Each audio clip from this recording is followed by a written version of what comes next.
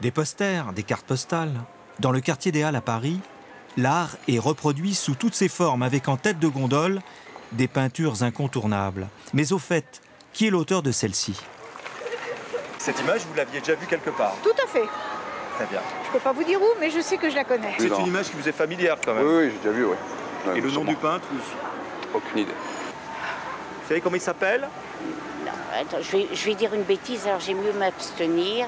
Il s'appelle Hopper, Edward Hopper, un maître de la peinture figurative américaine. Son café, La Nuit, est devenu une icône moderne.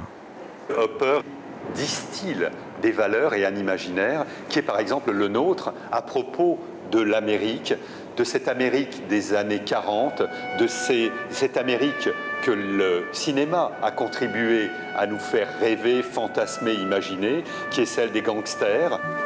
Edward Hopper, des instantanés de films noirs, avec leurs noctambules et leurs décors, la ville américaine, et leur spectacle permanent à travers les vitres.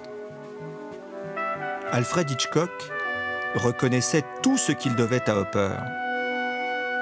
Ici dans Fenêtre sur cour, et jusqu'à Psychose et son manoir directement inspiré de La maison près de la voie ferrée, tout aussi inquiétante. Quelqu'un comme Wim Wenders, qui est un réalisateur de cinéma, apprécie beaucoup dans les tableaux de Hopper et qu'il voit systématiquement, il les voit comme des instants précédant une catastrophe ou un événement dramatique.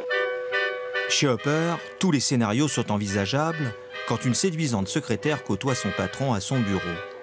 Ou quand une lourde bouée menace des jeunes gens insouciants, ignorant une lame de fond, ce sera celle de la guerre. Le tableau date de 1939. Ces multiples interprétations possibles font tout le succès de sa peinture devenue maintenant la star des fonds d'écran. Reproduite à l'infini, disponible sans fin via Internet.